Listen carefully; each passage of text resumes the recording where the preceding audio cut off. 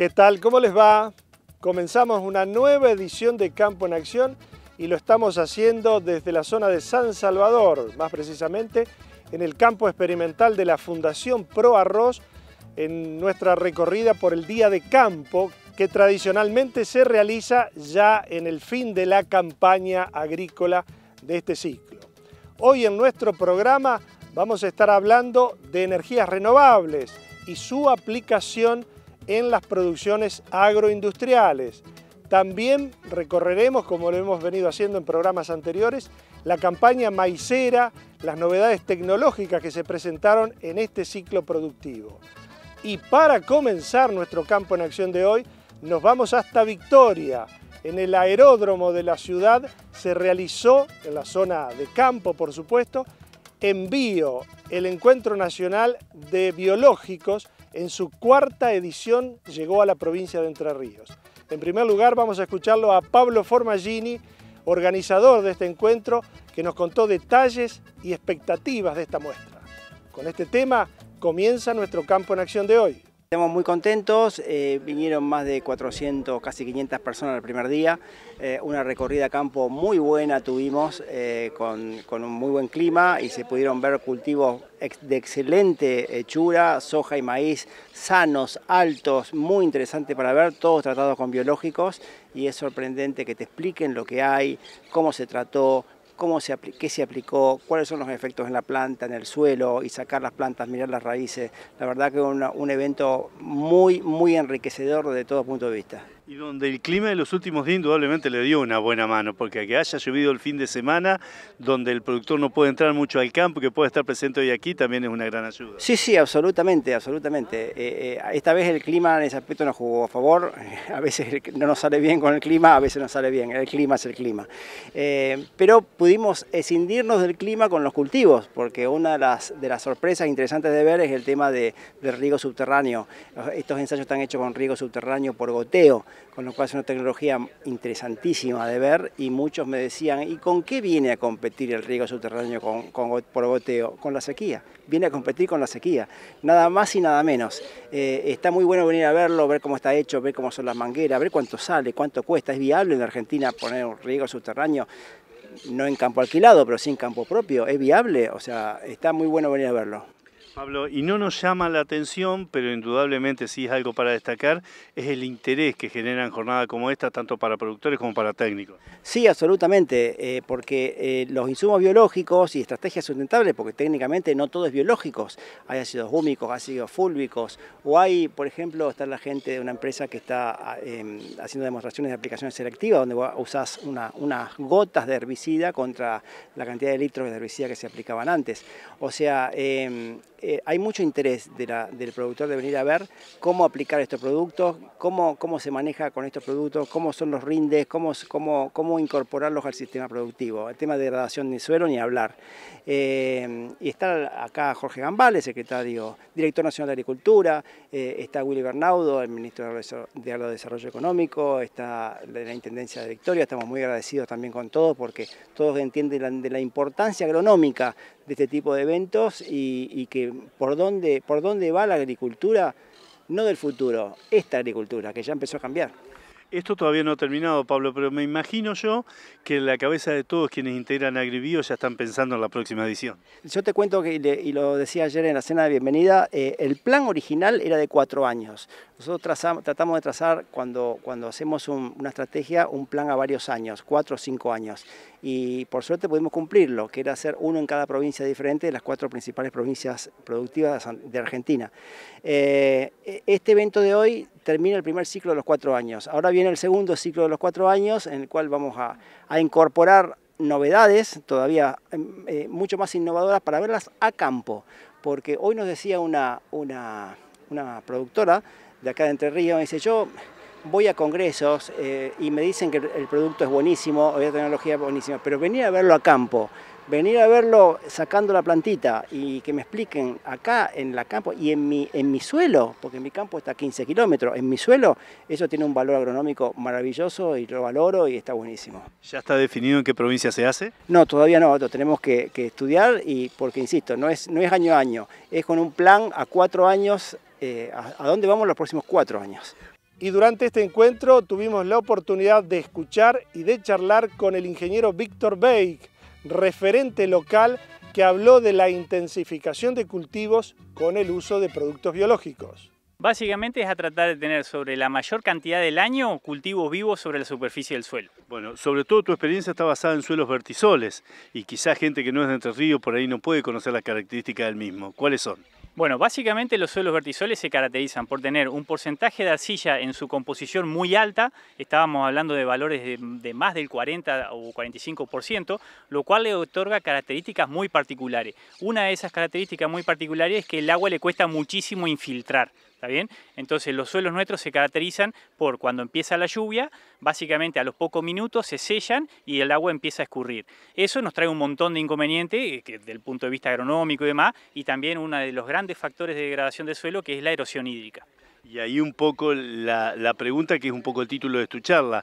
¿Es negocio la intensificación en el negocio de la provincia de Entre Ríos? Definitivamente que es negocio, y encima con la grata sorpresa de que a medida que van pasando los años, cada vez nos damos cuenta que es más negocio. O sea, de lo que nosotros pensábamos originalmente que era una práctica conservadora de suelos y demás, con respecto van pasando los años nos damos cuenta que es muy rentable aplicarla, especialmente a nivel de campos alquilados y demás, donde gran parte de la agricultura de Entre Ríos se realiza sobre esa forma de trabajo de los campos, ¿no? ¿Tienen medida la relación suelo-agua en cuanto a infiltración se refiere? Básicamente los ensayos que hay del INTA Paraná y demás, gracias a todo lo que es el tema de los cultivos de cobertura, en situaciones de, ¿cómo te puedo decir?, de estrés hídrico, que es donde tal vez más valiosa es el agua, lo que es el agua útil, gracias a todo lo que es la intensificación agrícola, cultivo, o sea, suelo cubierto, con raíces vivas y demás, básicamente el agua útil se nos incrementa entre un 50 y un 60% con respecto a una situación de agricultura convencional, por así decirlo. ¿A cuánto ascienden las pérdidas de nutrientes por erosión en la provincia de Entre Ríos? Mirá, lo que está medido básicamente es que todo ese material que nosotros perdemos por culpa de la lluvia, básicamente multiplica por 2 la cantidad de nutrientes que tiene el suelo del cual está arrastrando eso. Básicamente, ¿por qué se debe? Porque lo que estamos perdiendo es materia orgánica, ¿saben? Que es lo más valioso y el recurso más preciado que tenemos en nuestro suelo, ¿no? Y en base a todos estos índices que nos afectan a nuestro cultivo por nuestro tipo de suelo y régimen de lluvia, básicamente, ¿dónde impacta la intensificación de los cultivos? Impacta en todo, o sea, nos impacta que tenemos mejores rendimientos, podemos de esa forma afrontar mucho mejor la economía del productor, y a mí ver, honestamente lo que te quiero decir es que yo veo una tasa de deserción de productores o que tienen pérdidas económicas en años complicados mucho menor. Entonces, desde el punto de vista social, yo lo veo mucho más importante inclusive que cuando uno analiza los datos duros agronómicos, por así decirlo. En tu caso en particular, junto a profesionales de INTA también vienen desarrollando una serie de ensayos base vicia. ¿Con qué resultados? No, bueno, todo lo que es la vicia en sí, digamos, realmente el aporte más valioso que nos genera es justamente el aumento de la materia orgánica joven, y con eso poder incrementar, por así decirlo, los rendimientos de los cultivos tipo gramínea o maíz de una forma mucho menos riesgosa de lo que sería, por ejemplo, con el uso pura y exclusivamente de fertilizantes químicos. Con todo el diálogo que has venido manteniendo a lo largo de todo este tiempo, ya sea con productores y técnicos, ¿ves que se intensifica un poco más este tipo de práctica agronómica? Va todo relacionado al cambio de cabeza. Me pasa muchas veces que tal vez productores que hoy son reacios, no arrancamos hoy tampoco, arrancamos con esto ya hace casi 18 años entre pito y flauta, y que tal vez un productor que hace 12 años atrás, 15 años atrás, era reacio y demás, y tal vez hoy te contacta el hijo que ahora asumió el mando de la empresa. ¿Por qué? Porque saben que algo tienen que cambiar. Víctor, de ya muchísimas gracias. Muchísimas gracias a ustedes. Y desde Victoria hacemos la primera pausa en nuestro programa. En el próximo bloque vamos al departamento Paraná, a la aldea Santa Rosa. En la zona de Aldea Santa Rosa, a pocos kilómetros de la ciudad de Crespo, se realizó un interesante encuentro organizado por una empresa local acerca de lo que han sido las novedades tecnológicas en maíz en este ciclo productivo. Sebastián Farer nos contó detalles y objetivos de la muestra. Que desarrollamos acá en el lote este es un lote comercial, pero bueno, hicimos un strip test, que es un estilo de ensayo mostrando los diferentes híbridos que tiene la compañía en la parte de granos, ¿no? Hicimos esto todo granos. Tenemos otro strip test de silo, pero bueno, acá hicimos los distintos híbridos de grano en un lote comercial con la densidad que usa el productor. Este lote está mapeado, tiene densidad variable y bueno, pusimos los distintos híbridos para compararlos entre ellos y poder mostrárselo a distintos productores y clientes nuestros. ¿Qué cantidad de híbridos fueron las que participaron de este ensayo? Bueno, acá hicimos 7 híbridos de la compañía, los más de granos que más tenemos en el portfolio, que más salen acá en la zona, y para compararlos entre ellos y ver el comportamiento de uno de otro. Por eso usamos la misma densidad, donde por ahí en algunos híbridos se requiere mayor densidad, otro menor densidad. Acá los comparamos a la misma densidad para ver su comportamiento y compararlos entre ellos. Seba, para comprender un poco más el estado de este cultivo, este lote como cultivo antecesor, ¿de qué viene? Este viene de soja de primera. Por eso acá se hizo un barbecho de invierno, después se tiró los preemergentes, no funcionaron porque no llovían, el maíz costó el nacimiento, se demoró, nació de parejo, pero bueno, después se volvió a llover y volvió a emparejarse el lote. Un año donde indudablemente las lluvias han sido muy dispares en toda nuestra provincia y aquí en este lote dentro de todo ha tenido suerte. Sí, por eso, en un principio costó la siembra, estaba la humedad muy justa y bueno, la idea era hacerlo igual y bueno, el productor que nos prestó el lote estaba de acuerdo y bueno, lo hicimos y bueno, por eso por ahí costó el tema de preemergentes y después hubo un nacimiento de maleza más tardío, pero el maíz se comportó muy bien en esta zona. Seba, ¿qué hay en cuanto al manejo nutricional de este ensayo? Y bueno, con respecto a la nutrición, acá hicimos, bueno, estos lotes están abonados con gallinaza, por lo tanto en fósforo están bien, en partes por millón, entonces bueno, el productor se maneja de una forma que nosotros no interferimos en eso, entonces hicimos una siembra con urea al costado de la línea, en 50 kilos, variable, porque tiene fertilización variable este lote, y después arriba hicimos 150 kilos de urea al voleo. ¿Cuál fue la fecha de siembra y cuál es la fecha a cosecha que calculan que puede llegar? Bueno, la fecha de siembra fue a mediados de septiembre, donde ahí estaba el problema de la falta de lluvia, porque los otros lotes que lo sembró el productor fueron en agosto, fines de agosto, y a medida que iba pasando el tiempo ya nos íbamos quedando sin humedad. Y la cosecha calculamos que en los próximos, él está avanzando con los primeros cosechados y en los próximos 10-15 días estaríamos levantando esto. Si tuvieras que regar a ojo nada más un rinde promedio a lo que se pueda llegar en esta zona con este tipo de maíz, ¿qué podrías comentar? La idea es comparar los distintos rendimientos de que es cosecharlos separados a cada híbrido y evaluar qué rinde cada uno en iguales condiciones.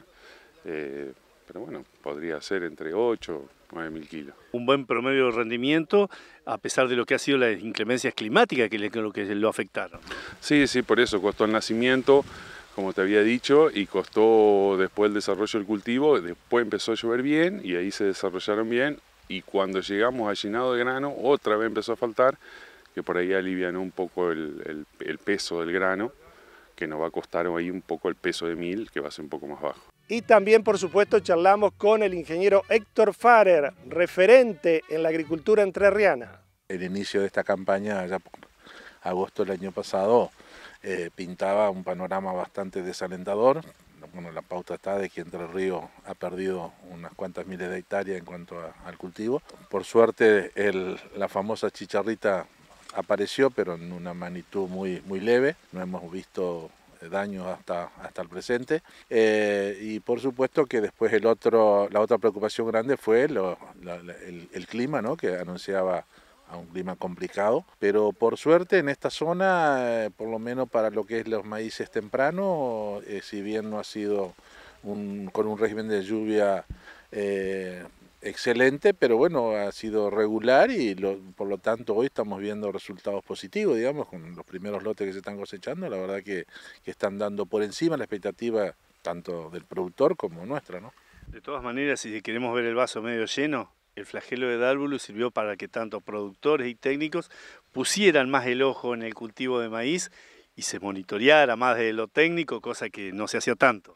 Sí, sí, por supuesto, o sea, un poco se reavivó el cultivo con todo lo que se habló el año pasado, un sinnúmero de reuniones técnicas, todas las instituciones en cuanto de investigación estuvieron trabajando detrás, tratando de encontrarle alguna solución al problema, en algunos casos cambiando de cultivo, en otros casos cambiando de ciclos en los cultivos, siembra más temprana, cambiando de fecha. Y bueno, y un poco lo dijeron los técnicos hoy aquí, digamos, al haber pasado por un invierno relativamente con un régimen de helada bastante interesante, ha hecho que se ha disminuido el tema del insecto y por lo tanto hoy estamos viendo de que no hemos tenido incidencia prácticamente, está por verse en el maíz tardío, que ha sido bastante chica el área que se va a hacer en Entre Ríos, pero bueno, por lo menos el productor en esta campaña del que ha hecho maíz, si bien ha hecho menos hectáreas de la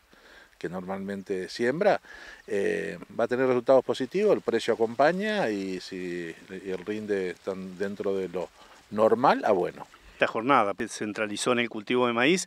Quería consultarle cómo viene con sus expectativas el cultivo de soja de este año. Bueno, el soja, digamos, hubo muchos lotes de maíz de primera que justamente por este tema que hablábamos anteriormente fueron reemplazados por el cultivo de soja de primera.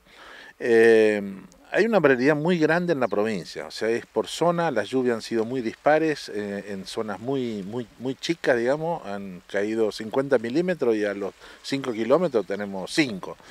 Entonces hoy nos encontramos con un panorama desde la costa del Paraná hasta la costa del Uruguay, con algunos cultivos de soja de primera que están relativamente buenas o muy buenas, y otros que realmente están teniendo un periodo de estrés hídrico importante. Y lo que por ahí se complica más todavía es en las hojas de segunda, dependiendo de la zona sur de la provincia que venía bastante complicada, ahora le llovió esta lluvia de ayer y anteayer, han sido más o menos importantes.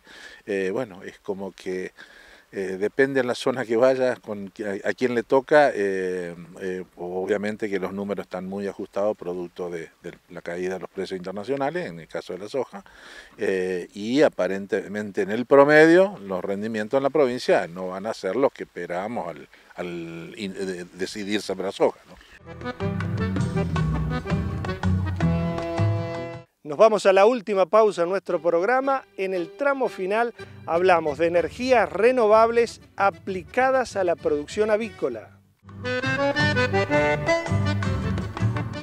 El ingeniero Germán Rearte desde hace varios años viene pregonando y difundiendo el uso de energías alternativas. Y en este caso nos encontramos en una granja avícola donde gallinas ponedoras desarrollan su actividad y hoy cuentan con energía solar. Bueno, en principio lo que significan las energías renovables a nivel ambiental, pensar en, digamos, usar la formación que tuve, yo soy ingeniero electromecánico, para algo que también le sirviera al lugar donde vivimos, que es este planeta. Entonces, el hecho de producir energía eléctrica sin emisión de dióxido de carbono hace que esté esa posibilidad, que en ese momento cuando empecé a pensar en esto no era tan candente el tema como ahora. Bueno, y en nuestra provincia y en los sectores productivos, industriales, en pequeñas empresas y en grandes, estamos viendo cada vez más que hay una toma de conciencia, pero también una cuestión de bolsillo, porque acá evidentemente eso también pesa. ¿Cómo lo están viendo ustedes en cuanto a proyectos que se van haciendo? Y bueno, lo que estamos notando es que ya hace 6 meses, un año, ha habido un aumento en la demanda de presupuestos, de cotizaciones y de trabajos también. La verdad que es una inversión en la que se dan dos cuestiones, que es, por un lado, la cuestión ambiental, o sea, cada vez que una persona, una empresa instala paneles solares va a ver reducida su huella de carbono y en la misma inversión va a tener un ahorro económico, porque los costos de energía hoy que se ven reflejados en todos los niveles de consumo, tanto residenciales como industriales, ya hacen de que amortizaciones o devolución de inversión de 4 años, 5 años, 6 años, siguen sumamente atractivas, siendo atractivas, teniendo en cuenta la vida útil de 25 o 30 años que tienen estas instalaciones. En un escenario en donde la energía tiende a ser cada vez más cara. Contanos sobre lo que hoy estuvimos viendo aquí. Esto es una granja avícola, se dedica a la producción con muchas ponedoras. ¿Cómo es el esquema que se instaló acá? Bueno, acá hay una instalación de 30 kilowatts, que son más o menos la potencia, para ponerlo en cantidad de paneles, son 60 paneles. El inversor es de 30 y lo que hace el inversor es producirle un ahorro a esta granja de alrededor del 30, del 40% en su factura de energía eléctrica. En este caso, estas producciones se acoplan muy bien a los sistemas fotovoltaicos porque al ser sistemas refrigerados, digamos, donde los animales tienen que estar en una temperatura adecuada en verano, implica que el mayor consumo está cuando el sol está pleno. Entonces va muy de la mano, así como otras producciones, pero en este caso en particular, en la que estamos ahora, va muy de la mano el consumo con la producción. Entre Ríos tiene, por sus reglamentaciones para la generación de este tipo, la posibilidad de que haya un excedente que se pueda inyectar a la red. Entre Ríos tiene esa posibilidad de hace muchos años, desde el año 2016, fines del 2016 fue el primer decreto, y después tuvo una serie de actualizaciones hasta la ley actual, que es la 10933 de energía eléctrica sostenible, que modernizó la manera de gestionar el trámite, de poder instalar, simplificó algunas cuestiones técnicas que hacen que hoy esto de poder vender la energía, el excedente de energía, sea relativamente sencillo, digamos. Germán, bueno, para el usuario, para el dueño de esta empresa avícola, ¿es complejo el manejo o esto queda automatizado? No, esto es totalmente automatizado, digamos. Es muy sencillo. ¿Cómo se controla el funcionamiento? Nosotros cuando hacemos una instalación, incluimos un servicio que es el de monitoreo constante. Nosotros a través de portales de control, nosotros vemos lo que el equipo está generando, cada una de las líneas de paneles, cómo está funcionando, y ante cualquier eventualidad nos comunicamos con el cliente para saber si quiere que vayamos a hacer una visita para solucionar un inconveniente que puede ser desde la garantía a un posterior de la instalación o alguna cuestión fuera, climática, alguna suciedad en los paneles, en fin, son instalaciones que requieren muy bajo mantenimiento, pero no hay que olvidárselas, digamos. ¿Qué durabilidad tienen los paneles y todo el sistema? ¿Qué mantenimientos hay que hacer? Claro, nosotros en Entre Ríos y mismo en Argentina tenemos poca experiencia en materia de durabilidad. Entonces lo que yo puedo informar, o lo que informan mis colegas y lo que sabemos, es lo que ha pasado en el mundo con estos equipos. Hay equipos que están hace 40 años, 50 años funcionando. Pero la curva de funcionamiento del material con el que se hacen los paneles está prevista para 25 o 30 años. Esa sería la vida útil que se toma, inclusive a título contable, de los paneles solares, que son la inversión principal, digamos. Hoy estamos en una granja avícola. ¿A qué otro tipo de producciones, esquemas productivos se puede aplicar? A todas. O sea, cualquier producción. Por ahí hay un acortamiento de la devolución de la inversión, como decía, en el caso de producciones, industrias, que utilicen energía durante el horario diurno. Si vos o una empresa trabaja solamente de noche, obviamente que ahí el esquema no va a cerrar porque él va a estar produciendo y vendiendo energía, pero el precio de venta es menor que el de consumo. Entonces, básicamente cualquier producción que use energía durante el día es apta para recibir este tipo de inversiones, para hacer este tipo de inversiones. ¿Se requiere mucho dinero para la inversión? Y la otra pregunta es si hay financiamiento para eso. Ha bajado mucho el precio de estas inversiones. Estamos hablando en el caso de las instalaciones como la que estamos acá de 30 kilos, estamos hablando de $700 por kilowatt, cuando hace 2 años atrás por menos de $1.200, $1.300 no lo podías hacer. O sea que hoy en día están mucho más accesibles, con periodos de evolución más cortos. Y existen líneas de crédito. O sea, hoy en día nosotros trabajamos con el Santander, si bien hay varios, hay muchos otros bancos, con tasas del 29%, que financian el 100% de la inversión a 72 meses, en fin, y con velocidad en el otorgamiento del crédito. Porque también tenemos el CFI, que tiene una línea especial para energía renovable, pero hoy los bancos privados están trabajando mucho con estas líneas. Sos optimista, me imagino, para la evolución de todos estos sistemas. Soy optimista, sí, soy optimista, es lo que está pasando. Creo que estamos en un país que sabemos todas las complejidades que tiene, entonces no es que hay que pensar que seguro todo va a ir bien, hay que trabajar con cuidado, hay que trabajar atento. Por eso nosotros apostamos mucho a la calidad, a cosas que funcionen, que duren esos 25 años en rendimientos para que la devolución sea a corto plazo y el cliente no tenga problemas. Llegamos al final de esta edición de Campo en Acción y para nuestras próximas ediciones seguiremos compartiendo más material de lo que fue la edición 2025 del Encuentro Nacional de Biológicos en Victoria, también más de la campaña agrícola y por supuesto lo que ha sido esta tradicional jornada arrocera aquí en el campo experimental de la Fundación Pro Arroz en San Salvador. Como siempre, les agradezco mucho que nos elijan cada semana. Nos volvemos a encontrar en 7 días. Por su atención, muchas gracias.